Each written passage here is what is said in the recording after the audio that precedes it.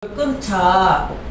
근데 이제 이거를 영적으로 성경으로 영적으로 찾아서 오늘 설교를 하려고 했는데 그 영적으로 어떻게 끊는 건지는 다음 주에 말씀을 더 추가해서 드리기로 하고, 오늘은 믿음으로 살아야 되는데 오늘 20장 1절을 통해서 1절에서 6절을 통해서 우리가 어떻게 살아야 되나 말씀을 전하고자 합니다. 우리가 현재 자리에 있는 것은 우리가 지금 현재 자리에 있는 것, 그게 축복이든 그게 어떠한 환난과 고난이든 우리가 현재 자리에 있는 데서는 반드시 하나님의 뜻이 있습니다. 저는 목사로, 장로로, 권사로, 집사로, 또 내가 삶의 현장에서 내 직업이 어떠한 것이든지 여기까지 우리가 오는 가정 속에는 하나님의 뜻이 있다는 것입니다. 그렇기 때문에 힘들어도 최선의 태도를 우리가 최선을 다하고 하나님 앞에 강한 사람으로 우리가 전진해 나갈 때 우리의 인생은 승리를 하는 것입니다. 하나님은 인생의 모든 상황을 악하게 하는 것이 아니라 선하게 사용하시겠다고 약속을 합니다. 우리는 하나님 말씀에 굳게 서서 말씀을 붙잡고 나아갈 때 승리자가 되냐 패배자가 되나 두 갈래 길입니다. 하나님은 시련을 오히려 인생의 약으로 우리를 인도하신다고 합니다. 시련을 통해서 믿음의 사람으로 세우기 위함이다, 이렇게 성경은 말씀하고 있습니다. 현재 상황이 그리 좋지 않아도 우리는 말씀 안에서 올바른 태도로 우리가 말씀 안에서 하나님 앞에 순종하고 나아갔을 때 반드시 내 상황이 어둠이 되고 슬픔이 되고 악에 있을지라도 선으로 바꿔주시는 게 하나님의 방법이고 하나님의 선입니다. 베드로전서 3장 7절을 보니까 선을 행함으로 고난받는 것이 하나님의 뜻일지라고 했어요. 왜? 우리가 예수 믿는 그 순간부터 우리는 반드시 성경은 축복받는다는 말씀이 구약과 신약에 몇천 개가 있습니다. 근데 우리는 우리의 십자가를 지르는 것입니다. 우리가 현재 자리를 받아들여야만 우리에게 평안이 있고 자유가 있습니다. 에이, 내 상황을 몰라서 하는 말이야. 착하게 살았는데도, 예배 잘 드리고 살았는데도, 기도하고 살았는데도 나한테는 왜 고난이 올까? 환난이 올까? 연단이 올까? 아무리 힘들어도 좌절하거나 푸념하지 않았다고 성경에 많은 인물들, 선조들은 말하고 있습니다. 우리가 욥기 23장 10절을 보니까 내가 가는 길을 그가 아시나니, 여러분의 삶 속에 지금 있는 현재의 상황은 하나님이 아신답니다. 내가 가는 길을 그가 아시나니 그가 나를 단련하신 후에는 내가 순금같이 되어 나오리라. 하나님이 여러분을 순금같이 만드시다는 거예요. 네가 지금 어느 상황에 있느냐? 네가 질병으로 고통받냐?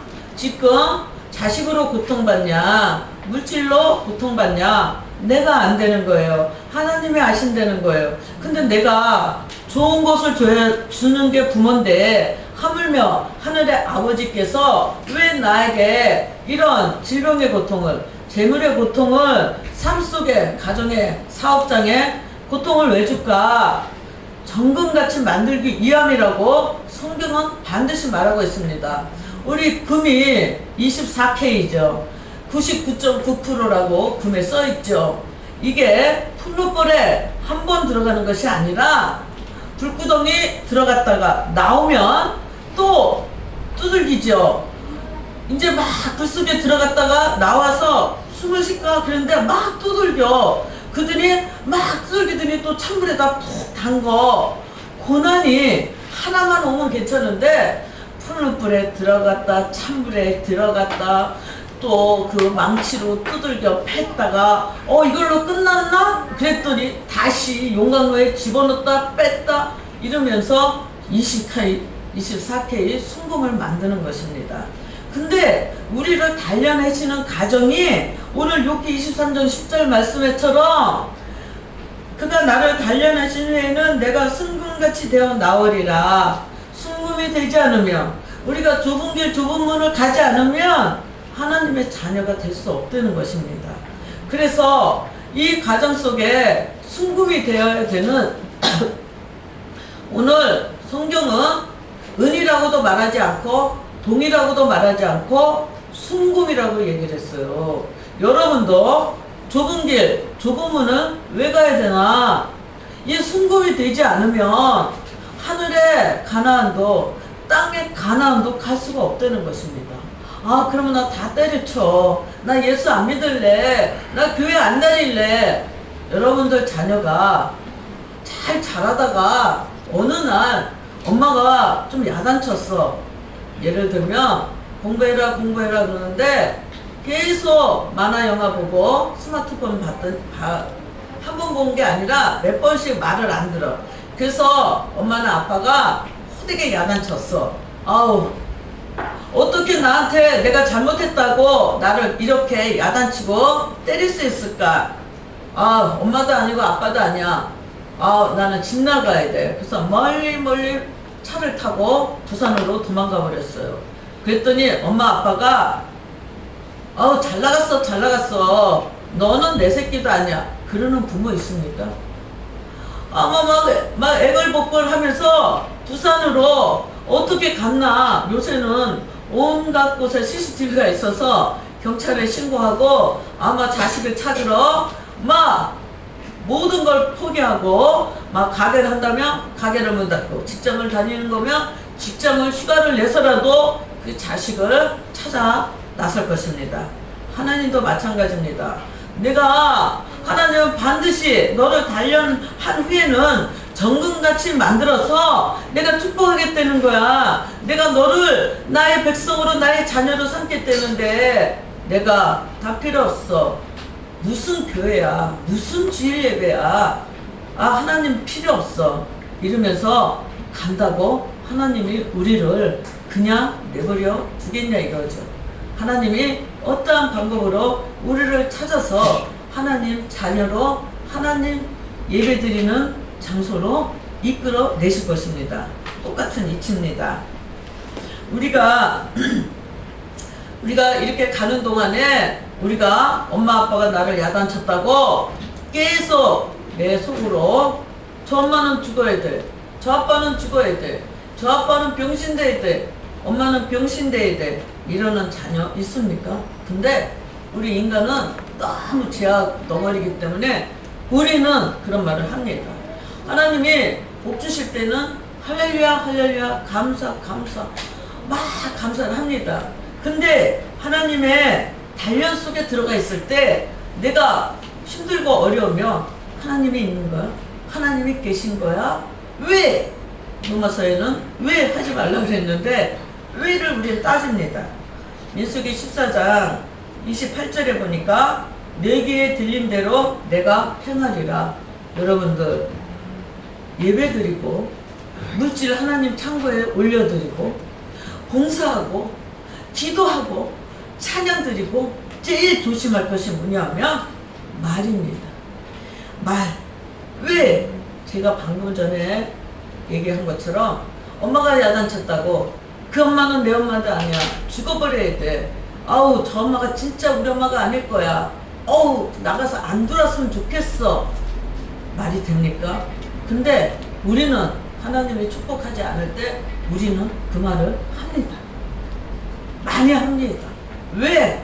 막 그러면서 내가 이만큼 했는데, 내가 하나님 앞에 내가 엄마 말을 얼마나 잘 들었는데, 엄마가 심부름할 때 다 했고, 이거 하라 그럴 때 이거 했고, 저거 하라 그럴 때 저거 했는데, 내가 그거 하나 잘못했다고 나를 때릴 수 있어? 나를 욕할 수 있어? 나를 이렇게 쥐잡듯 할 수 있어? 근데 우리는 하나님 앞에 그 말을 합니다.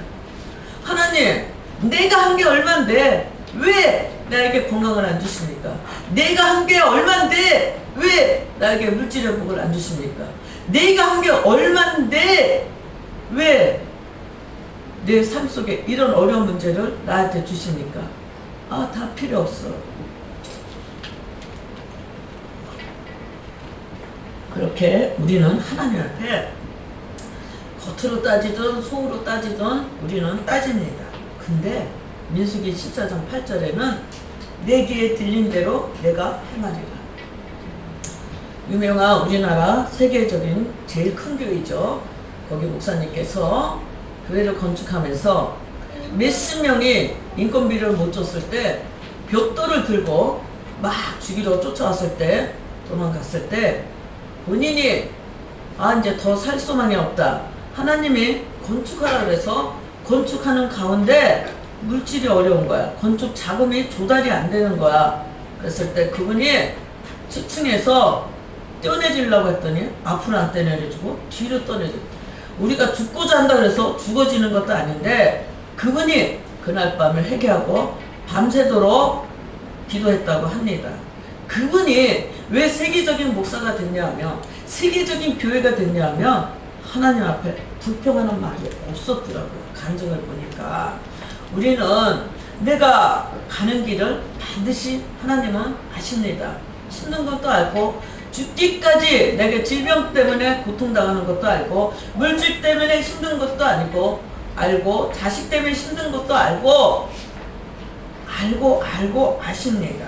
근데 우리는 진짜 말을 조심해야 됩니다.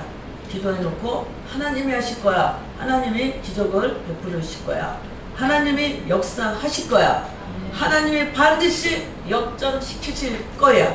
그리 아니하실지라도 우리가 에스더와 같이 죽으면 죽으리자. 이삭을 바쳤더니 이삭이 죽었습니까? 에스더가 죽고자 하고 왕 앞에 나가서 유다 백성을 살려달라 그랬을 때 죽였습니까?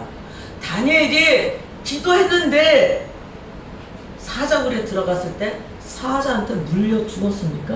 안 죽었어요. 다니엘의 세 친구가 풀무불에 들어갔는데 죽었습니까? 안 죽었습니다. 우리는 그 죽으면 죽으리라 거기까지 가는 과정 속에 너무 우리가 내려놓지 못하는 부분이 있는데, 특히 내려놓지 못하는 부분 중에 또 하나가 언어입니다. 말입니다. 오늘도 내 환경 속에 질병이면 반드시 주님의 채찍이 맞음으로 나는 나음을 입었다. 어떤 권사님이 목 임파선 암 말기가 왔습니다. 아무리 금식하며 기도했는데도 점점점 암이 퍼져갔다고 합니다. 그래서 예수님이 채찍에 맞음으로 너희는 나음을 입었다. 그래서 거기다가 나 하면숙은 주님이 채찍에 맞음으로 나 임파선 암은 나음을 입었다. 이렇게 하루 종일 기도를 했다고 합니다. 기도원에 가서 했대요. 계속 주님이 채찍에 맞음으로 나는 나음을 입었다. 주님이 채찍에 맞음으로 나 하면서는 나음을 입었다. 어느 날 계속 기도하다가 평안이 와서 내려와서 담임 목사님에게 목사님 내가 이렇게 주님의 채찍에 맞음으로 나 아무개 권사는 나음을 입었다. 목사님이 깜짝 놀라서 진짜 나은 것 같다. 병원에 가서 검사해보라. 그래서 다음날 가서 검사를 했더니 병원에서도 손 쓸 수 없다는 암이 깨끗이 치유가 받았습니다. 실합니다. 이거 우리가 물질이 어려웠을 때 물질을 놓고, 주님께서 물질을 놓고, 예를 들면 하늘수계 하나님이 예수 그리스도 안에서 영광 가운데 그 풍성한 대로 나의 모든 것을 채우시리라. 이거를 한 번 하는 게 아니라 기도할 때 1시간, 2시간이고 하면 말이 심어져서 응답이 된다는 것입니다. 우리 구약의 인물 요셉은 무고한 죄로 감옥에 13년이나 있었다 그러고, 또 창세기 45장 4절에 보니까 22년 만에 형들과 회복되는 관계가 있었습니다. 요셉이 인생의 흐름을 내가 형들한테 꿈내기만 했을 뿐인데 어느 날 애국 상인들한테 형들이 팔았어요. 그래서 보디발 장군에 가서 노예가 됐죠. 그런데 거기서 너무 준수하게 잘생겼으니까 보디발 장군 아내가 유혹하는데 뭐라 그랬습니까? 몰래 할 수도 있었지만 하나님이 보시고 있기 때문에 나는 못한다. 우리의 삶 속에 우리가 하나님이 보시고 있기 때문에 우리가 죄를 그냥 우리가 합리화시키면 절대 안 됩니다. 오늘 인생의 흐름을 거슬러 올라가지 않았어요. 요셉은 형들이 나를 이렇게 상인들한테 팔았다는 거야. 보디발 장군네 집에서 도망가서 어떻게든지 내 아버지한테 이를 거야. 그러면서 도망쳤다는 말이 아니라 환경 속에 순종했습니다. 왜 순종했을까요? 원망과 분노를 하지 않고 인생을 허무하지 않았습니다. 요셉은 현재 상황을 그대로 받아들이고 그 안에서 최선을 다했는데 요셉은 이렇게 하나님 앞에 고백했을 거라는 것입니다. 하나님, 저를 이 상황에 놓으신 줄을 믿습니다. 하나님의 주권을. 왜 나는 꿈을 꾸고 꿈 얘기를 아빠와 형들한테 얘기했는데 형들한테 미움을 받아서 내가 노예로 팔려서 보디발 장군네 종살이를 하러 왔는데 거기서 도망간 게 아니라 하나님의 주권을 믿었다는 거예요. 얼마나 대단한 믿음입니까? 지금은 구약도 있고 신약도 있기 때문에 우리가 믿음으로 갈 수 있는 요건이 많죠. 우리가 인터넷을 틀어보면 유튜브에 기라성 같은 말씀을 아무 때나 들을 수 있죠. 성경을 내 마음대로 차고 넘치는 게 성경이에요. 그래서 말씀으로 내가 삶으로 붙잡을 수도 있는데 이때 요셉은 하나님을 보고 믿는 것도 아니고 말씀이 막 폭풍우처럼 막 넘치는 것도 아니고 그런 가운데서 어떻게 그렇게 믿음을 가지고 있을까? 그러니까 믿음의 선조가 됐겠죠. 억울하다고 힘들다고 이해할 수 없다고 부정적인 생각에 머물리지 않았다는 것입니다. 하나님이 결국 이 상황을 반드시 내가 노예지만 반드시 이 상황을 선하게 쓰실 걸로 믿었다는 것입니다. 우리가 본죽에 그 여자 사장 그 빚이 너무 많아가지고 화장품 그 본사를 하다가 그렇게 갑자기 IMF 때 다 망해먹고 자기만 망해먹은 게 아니라 그 대리점들 사장들까지 막 보증을 서줬는데 그들까지 다 길거리에 다 앉았다니까. 빚쟁이한테 너무 시들려니까 남편은 도망다니고 그 여자 사장은 우울증이 너무 심해갖고 정신병원에 들어갔는데 한 달 만에 퇴원했는데 거기서 나 이러다가 진짜 폐인 되겠다. 하나님 앞에 자기가 알고 있는 말씀을 붙잡고 찬양을 드리는 가운데에서 반드시 하나님이 다시 나를 회복시키고 역전하게 할 것이다. 그 말씀을 붙잡고 나와서 잠깐 직장생활 몇 달 하다가 다시 세운 게 본죽입니다. 지금 자기가 세웠던 시어머니 권사님이 와서 보고 아니 이 골목에다가 가게를 차렸다는 거냐? 기도가 안 나온다. 그 기도 많이 하는 시어머니 권사께서 기도가 안 나온다고 수리를 하고 있는데 본죽을 찾으려고 수리하고 있는데 이 골목에 장사가 되겠냐? 사람은 다니지도 않고 이 후진 골목에 지금 그 본죽 그 자리가 본죽 본점으로 지금까지 사용하고 있다고 합니다. 이렇게 요셉이 이 상황을 반드시 하나님은 선하게 쓸 것입니다. 내가 질병입니까? 이 질병을 통해서 나를 통한 영광이 나타날 것이고 사람 대인관계를 통해서 내게 가시처럼 들어오는 게 있습니까? 그 대인관계 속에 나의 교만이 무너지고 나의 모든 것이 주님 앞에 옳이라는 가정을 만들기 때문에 그것을 선하게 쓸 것입니다. 물질입니까? 내가 물질을 내가 이만큼 했다고 나는 하나님 앞에 자부하지만 하나님이 보시기에는 네 그릇이 더 크기 때문에 내가 너한테 부어줘야 되는 그런 상황 속에서 네게 없다는 거 아까도 장로님 찬양 속에도 주님 것을 내 것이라고 다 주님 것 자녀도 내 거 돈도 내 거 집도 내 거 하는데 결국은 믿음 훈련이 뭐냐 하면요, 하나님 앞에 이 땅 것은 모든 게 하나님 것이고 오직 나는 주님의 자녀고 도구고 오직 나는 이 땅은 지나가는 나그네, 80년 100년 지나가는 나그네고 나의 궁극적인 목적은 하나님 나라 본향을 가는 게 목적입니다. 믿음 훈련이 이겁니다. 내 삶에 질병으로 오던 또 뭐 사업장으로 오든 가정으로 오든 재물로 오든 자식의 문제로 오든 어떤 것이든 궁극적인 목적은 뭐냐면 네 거 하나도 없어. 다 내 거야. 하나님의 목적은 이겁니다.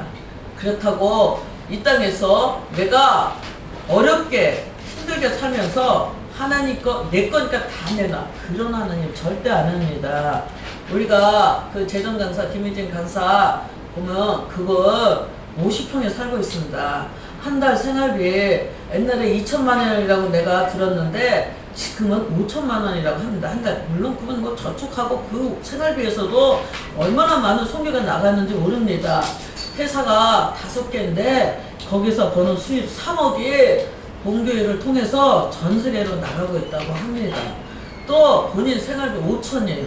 그거는 10의 구조가 하나님 나라로 올려지지만 자기가 10의 1조를 쓰는데 10의 1조가 5천만 원을 쓰고 있다고 합니다. 그건 생활비가 본인 500만 원, 남편 500만 원, 4천만 원은 뭐 저축해서 거의 다 또 막 저축하고 그러면 하나님이 뭐 여기로 보내라 저기로 보내라 그럼 또 다 나가는 돈이더라고요. 보니까 헌금이더라고요. 그렇기 때문에 하나님 주권이라 그래서 그러면 우리가 빈약하게 살아야 되나? 절대 그런 것은 아닙니다. 하나님은 요셉이 믿는 그대로 요셉의 믿음대로 어떻게 됐죠? 애굽의 총리가 됐습니다. 왕보다도 더 높은 일을 할 수 있는 그런 총리로 세우신 것입니다. 여러분 속에 나에게 반드시 우리는 고난이 있습니다. 훈련이 있습니다. 연단이 있어요. 한 명도 그냥 지나가는 사람은 없습니다. 우리는 고난을 이렇게 기쁘게 받을 사람은 아무도 없어요. 그렇지만 하나님은 고난 속에서 반드시 너에게 선을 뽑아낸다는 것이에요. 방금 전에 얘기했던 믿음을 뽑아낸다는 것이에요. 내가 이 고난 속에서 반드시 너는 영생 본향을 향해서 갈 수 있는 그런 기본적인 그런 능력과 믿음 안에서 너를 내가 나의 자녀로 세우겠다는 것입니다. 베드로전서 4장 12절에 보니까 너희를 연단하려고 오늘 불시험을 이상한 일 당하는 것 같이 이상히 여기지 말래. 불시험이 오는 것을 이상히 여기지 말래. 왜? 고난이 선물이라는 거야.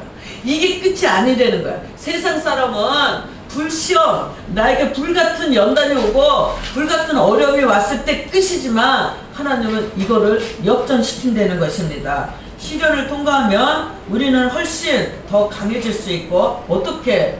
정금같이. 정금이 그냥 나온다는 게 아니죠. 맨날 두드러 패고 풀무불에 들어갔다 나왔다 찬물에 들어갔다 나왔다 망치로 두들겨 팼다 이러는 과정 속에서 고난이 끝나는 곳에는 하나님의 놀라운 예비 대신 영적인 축복도 육적인 축복도 반드시 있다는 것입니다.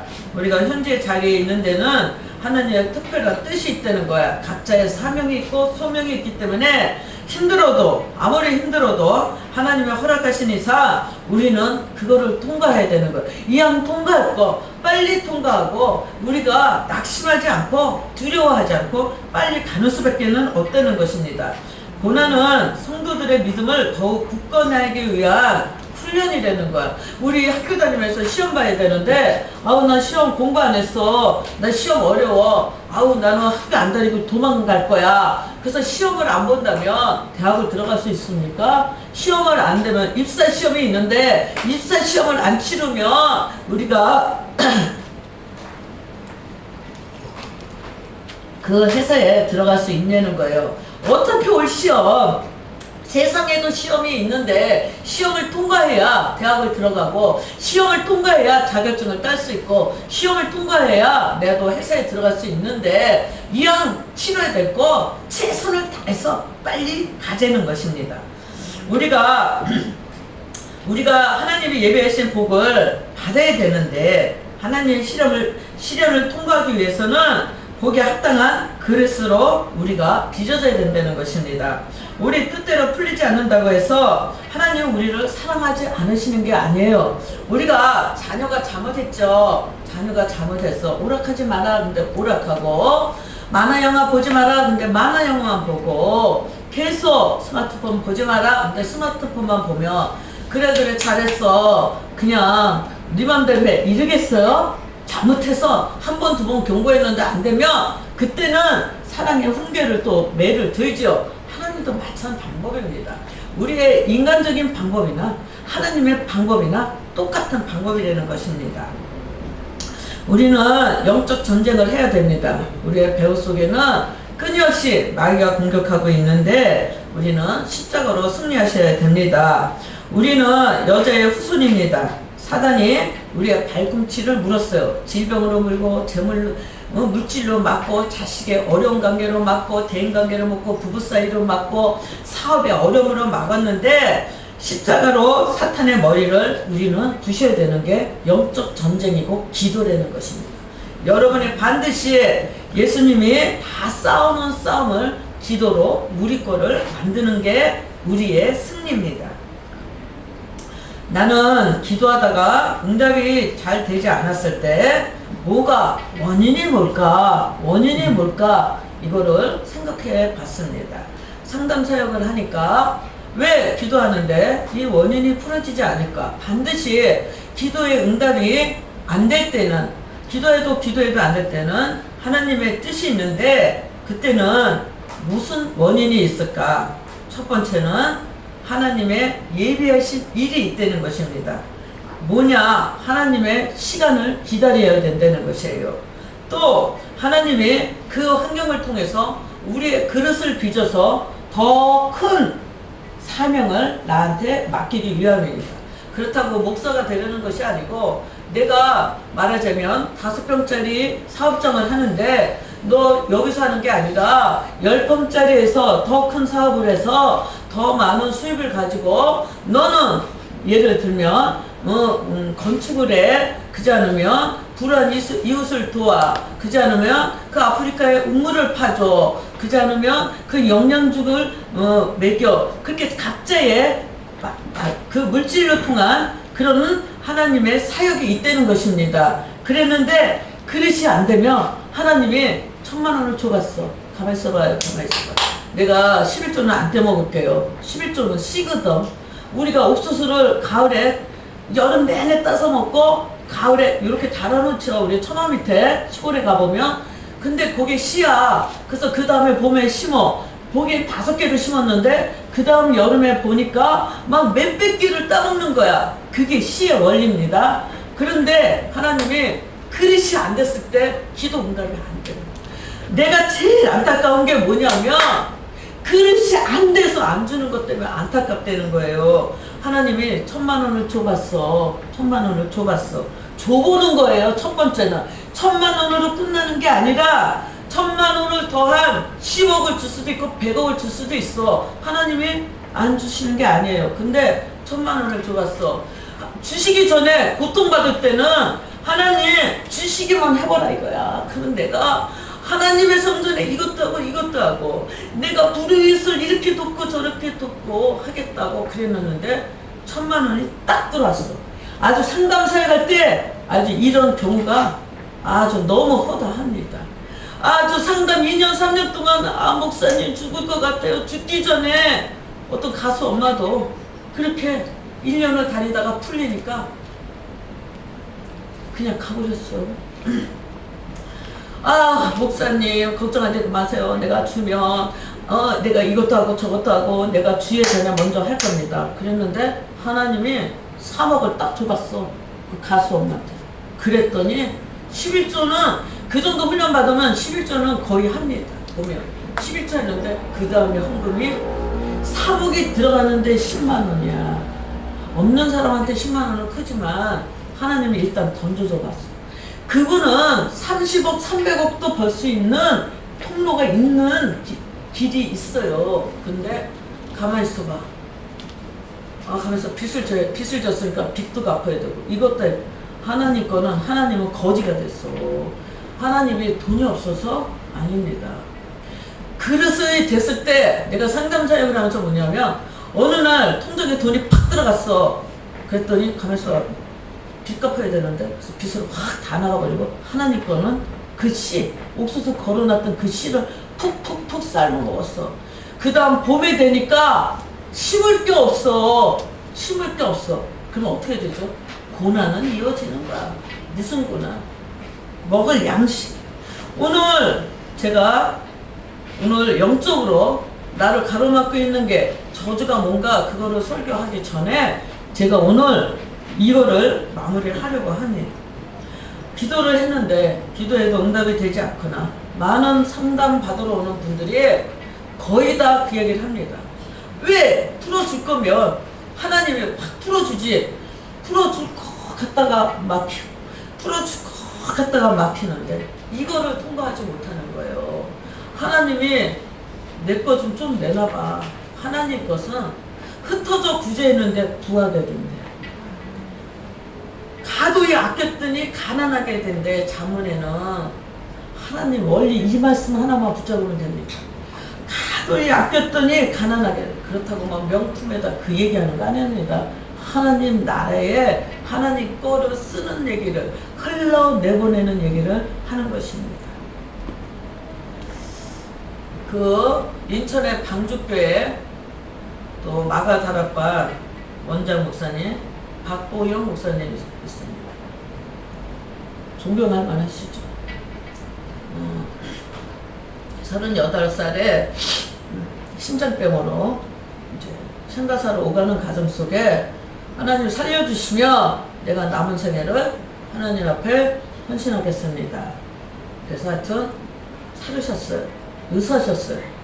30억을 다 교회에다 나눠주고 가난한 자에다 나눠주고 몇 평짜리를 안산에 가서 개척을 했어요. 본인도 개척하면 하나님이 막 성도도 보내주고 돈도 막 헌금도 들어오지 않았는데 거기서 노숙자들이랑 살았어요. 허가 없는 하는 일이 매맞는 일이었다고 합니다. 맞았어요. 한 명한테도 너 왜 나 때리냐 이렇게 안 하고 다 맞았어요. 7년 동안은 라면 하나를 그 안산역에 뭐 그 아기들을 버리고 간 그 아이들을 키우고 그 키운 아기들이 지금은 그 방주교회랑 또 마가다락방 부교육자들이 전도사로 목사로 또 목사님이 신학을 또 가르쳐서 그렇게 다들 키우셨더라고요. 물론 박보영 목사님 중에 한 가지 제가 참 존경할 만한 건 뭐냐면 구제는 많은 교회들이 합니다. 여기 도봉동에 감자탕 교회 있죠. 그 교회 목사님도 어느 현장이든지 제일 먼저 가 있는 분이 그 감자탕 교회 담임 목사라고 합니다. 우리가 뭐 세월호나 뭐 어디든지 하다못해 네팔 그 화산 폭발이 났을 때도 제일 먼저 가신 분이 그분이라고 합니다. 갈 때 교회 헌금을 억대로 들고 나가십니다. 교회가 원체 크니까 재정이 많으니까. 부교육자들 면담할 때 빚진 거 얼마야? 속이지 말고 써. 빚 일단 다 갚아주고 부교육자를 사용한다고 합니다. 집 있어? 없어? 없으면 임대라도 얻어주고 부교육자를 쓴다고 합니다. 재정은 엄청 많죠. 10,000명이 넘는 것 같아요. 오늘 박보영 목사님 얘기를 왜 드리려고 그러냐면 주의 종이니까 그렇게 할 수 있지. 아닙니다. 여러분 중에도 주의 종이 아니더라도 그렇게 사명을 감당할 수 있는 성도가 있습니다. 주의 종만 그렇게 쓰는 거 아니에요. 이분이 어느 날 그렇게 사역을 하다가 하여튼 방주교회 담임 목사로 청빙이 되고 마가다락방 원장으로 오셨어요. 이 가족을 설명하려면 좀 시간이 안 돼서. 그래갖고 엄청 교회도 부흥이 되고 마가다락방도 엄청 집회 때마다 많은 사람들이 모입니다. 주의 종들이 대체로 당일치기로 갔다 오는 분들이 많이 가죠. 이분이 방주교회 너무너무 성도들이 많이 오니까 작년부터 무슨 사역을 했냐면 교회 문을 닫았다고 합니다. 주일날 교회 문을 닫고 10명, 20명, 30명, 40명, 50명씩 나눠서 주일날 헌금, 내가 오늘 헌금을 드려야 되는데 그게 11조든 선교든 하여튼 감사든 그 주일날 헌금을 오늘 내가 가는 이 작은 교회에다 헌금을 다 하고, 그래서 그러면 방주교회가 묻어둬야 되지 않겠어요?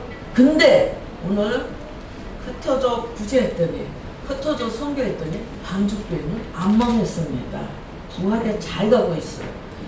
이 목사님이 어디로 가냐면 거제도에 있는 어떤 섬에 저번 때 얘기한 그 간질, 딸이 30살이 되도록 간질로 하루에 20번 이상씩 그 발작을 하는 거기까지도 교인들을 30-40명인지 50명을 데리고 그 주일날 새벽부터 교인들을 데리고 거기 가서 헌금을 거기다 다 했어요.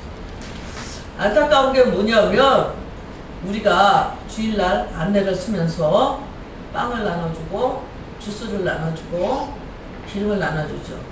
오늘은 그 트리오를 살 수 있어서 장으로 사서 나눠주는데, 제가 마음에 걸린 게 뭐였냐면 건너편에 빵집 있죠.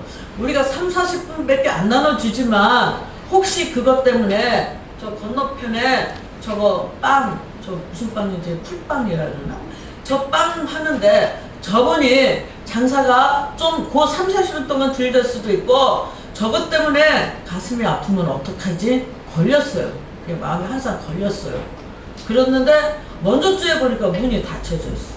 오늘도 문이 닫혔는데, 하나님 혹시 내가 이거 OS 나눠주는 것 때문에 저분의 타격을 받아서 그렇습니까? 그랬는데 저분이 주의를 지키기 위함이다. 제 감동이에요. 저분이 권사님이에요.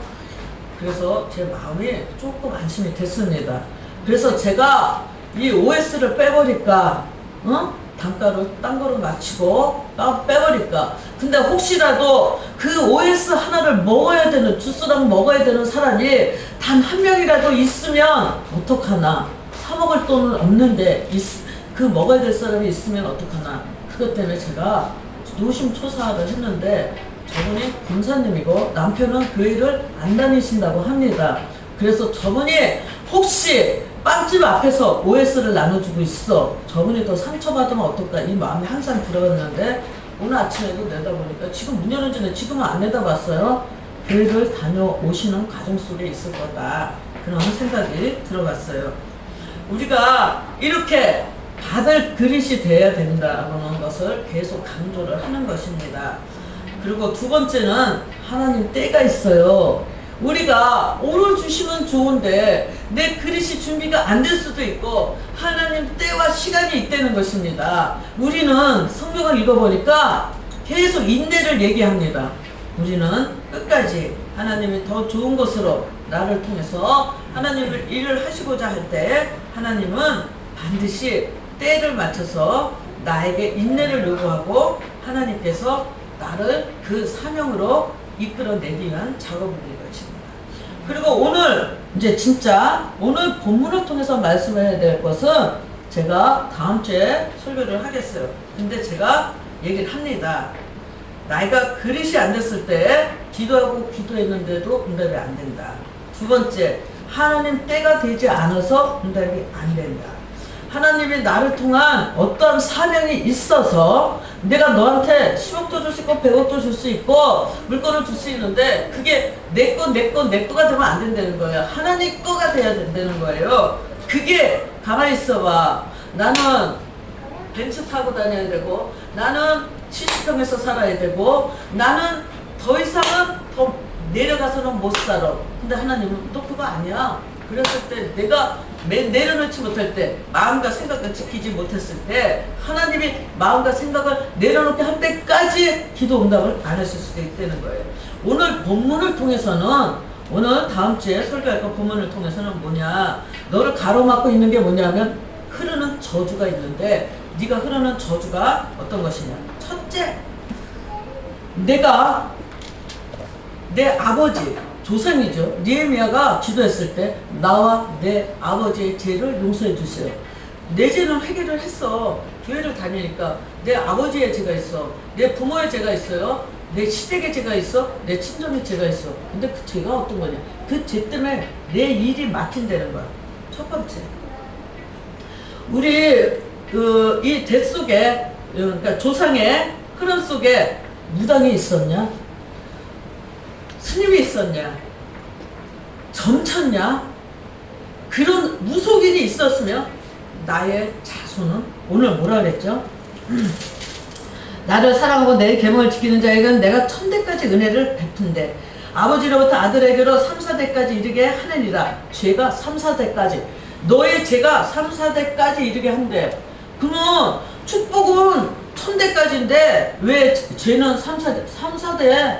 그냥 망해버리니까 1000대까지 내려갈 데 없어. 1000대까지 하나님의 징계가 내려갈 데 없어. 그러니까 3, 4대까지 가면 망해야 되는 거야. 근데 내 계명을 지키는 자에게는 1000대까지 은혜를 베푼대. 복주고 자손이 후손이 잘되게 한대. 근데 내 죄 속에 아까 말한 그릇, 때, 또 하나님의 사명, 근데 그 외에 때 또 있다는 거야. 가게 흐르는 저주가 나를 막고 있다는 거야. 내 죄가 막고 있다는 거야. 이사야 1장에 보니까 내 손이 짧아서 구원 못하는 게 아니라 너의 죄가 가려서 내가 구원을 못하는 거야.